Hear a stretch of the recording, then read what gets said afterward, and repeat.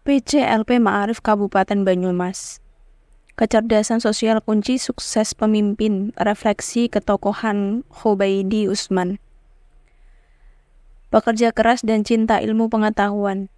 Ungkapan itu agaknya tepat untuk menggambarkan sosok ini. Tokoh yang lahir di desa kecil yaitu Desa Sirau, Kemrajen, Banyumas pada tahun 1932 silam itu menghabiskan sebagian hidupnya untuk mengembangkan ilmu pengetahuan dan dunia pendidikan di daerah kelahirannya. Ia adalah Kiai Haji Ubaidi Usman yang akrab disapa Ubaidi. Meski lahir di desa, pemikiran dan perhatiannya pada dunia pendidikan terbilang luas biasa pada zamannya. Hobi membaca dan belajar sudah ditunjukkan Ubaidi sejak kecil. Ini dibuktikan dengan kesungguhannya mengaji pada guru ngaji dan kiai kala itu. Menginjak usia remaja, putra pasangan Usman dan Hasinah ini pun memutuskan memperdalam ilmu agama di salah satu pesantren yang terletak di Bendo, Pare, Kediri. Jarak yang cukup jauh tidak menyurutkan semangatnya. Sekitar tahun 1949, Ubaidi berhasil menyelesaikan pendidikannya dan bertekad kembali ke daerah asal untuk mengabadikan ilmunya. Perjalanan pulang kampung pun dilakoninya dengan jalan kaki.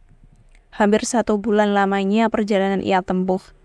Bapak pulang jalan kaki karena saat itu ada agresi militer Belanda kedua. Selama perjalanan, Bapak sering mengumpet agar tidak ditangkap Belanda. Tutur Ubaidi kepada anak-anaknya. Cerita pengantar tidur yang selalu diulang itu, ia maksudkan agar anak-anaknya tidak mudah menyerah dan menuntut ilmu. Kata Zulfa, salah satu putri Ubaidi. Merintis lembaga pendidikan.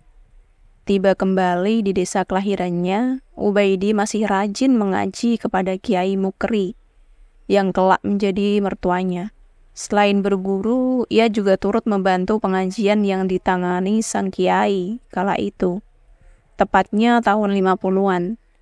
Ubaidi beserta teman-teman seperjuangannya sudah mulai merintis sekolah Arab.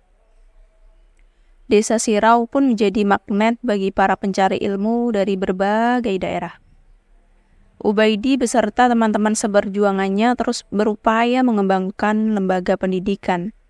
Hingga akhirnya terbentuklah Madrasah Wajib Belajar.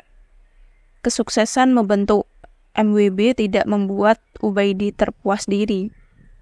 Tahun 1962, ia pun turut membidani lahirnya pendidikan guru agama dan Madrasah Sanawiyah serta Madrasah Aliyah yang semuanya bernaung di bawah Yayasan Mu'allimin. Keikhlasan Ubaidi mengurusi lembaga pendidikan membuat dirinya tidak pernah berpikir dengan status kepegawaiannya. Hingga akhirnya atas saran sejumlah pihak, ia pun mengikuti ujian guru negeri. Tahun 1967 menjadi tonggak kiprah Ubaidi di dunia pendidikan dengan status PNS.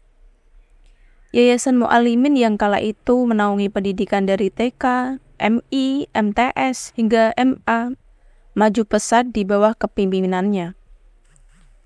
Desa Sirau menjadi salah satu referensi masyarakat yang ingin memburu ilmu, khususnya ilmu agama.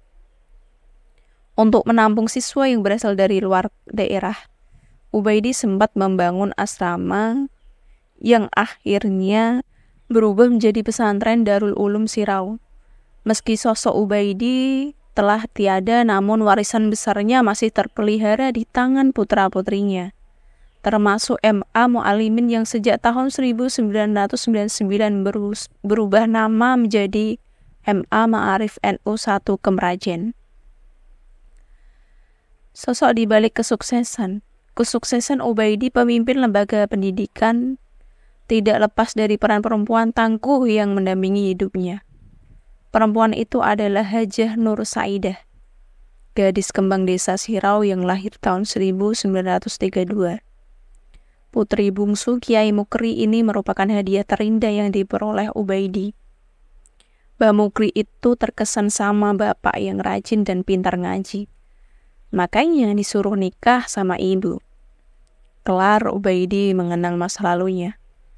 Akhirnya mereka pun menikah tahun 1955. Dari pernikahan itu, Ubaidi dan Saidah dikaruniai 6 putri dan 2 putra. Sebagai putri tokoh besar kala itu, Saidah lahir dan besar dalam gelimang harta dan syarat penghormatan. Namun hal tersebut tidak menjadikan Saidah tidak mengikuti pola hidup sang suami yang menghabiskan hidupnya untuk berjuang. Ubaidi tidak segan-segan menyisihkan sebagian pendapatannya untuk kelancaran operasional sekolah. Salah satunya adalah konsumsi guru yang tiap hari harus ia tanggung sendiri. Ubaidi tidak hanya memiliki kecerdasan intelektual, ia juga memiliki kecerdasan sosial yang luar biasa. Masih jelas dalam ingatan banyak orang ketika ia harus merelakan rumahnya untuk menampung para siswa yang berasal dari luar daerah. Terhadap semua langkah suaminya, Saidah terus mendukung sebagai wujud pengabdiannya sebagai istri. Ubaidi menghargai pengabdian itu dengan memberikan pengajaran khusus hingga Saidah mampu menjadi daiyah kondang dan pemimpin organisasi. Seperti Muslimat NU. Meski tidak lahir di era modern, Ubaidi paham benar apa arti kesetaraan dan emansipasi. Terhadap para putrinya, Ubaidi berpesan, "Anak-anakku, meski kalian perempuan, Bapak tidak ingin kalian hanya menjadi ibu rumah tangga yang diam di rumah. Kalian harus tetap punya profesi yang bisa dibanggakan." Sayang keluarga, kesibukan Ubaidi tidak membuat dirinya jauh dari anak-anaknya. Bagi Ubaidi, kedekatan dengan anak tetap menjadi prioritas utama. Ia tidak pernah lelah menyempatkan mengajar ngaji hingga membantu mengerjakan PR anak-anaknya. Tidak hanya itu, tiap hari Ubaidi selalu menceritakan dongeng pengantar tidur bagi anak-anaknya. Dari mulai dongeng Kancil Nyuri Mentimut, sampai kisah-kisah para nabi menjadi santapan harian yang disuguhkan kepada putra-putrinya. Tentu saja, suguhan kisah masa lalu Ubaidi tidak pernah ketinggalan diceritakan. Di sela-sela dongeng dan cerita itulah Ubaidi menyelipkan ajaran moral tentang kehidupan. Kini ayah dan tokoh besar itu telah tiada, namun cerita dan perjuangannya tidak akan pernah dilupakan oleh orang-orang yang mengasihinya.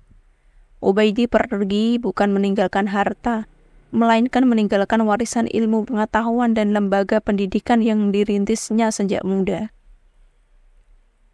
Sang tokoh Kyai Haji Ubaidi Usman berpulang ke rahmatullah tahun 2006. Tidak lama setelah kepergian istri tercintanya, Hajah Nur Saidah menghadap Sang Pencipta.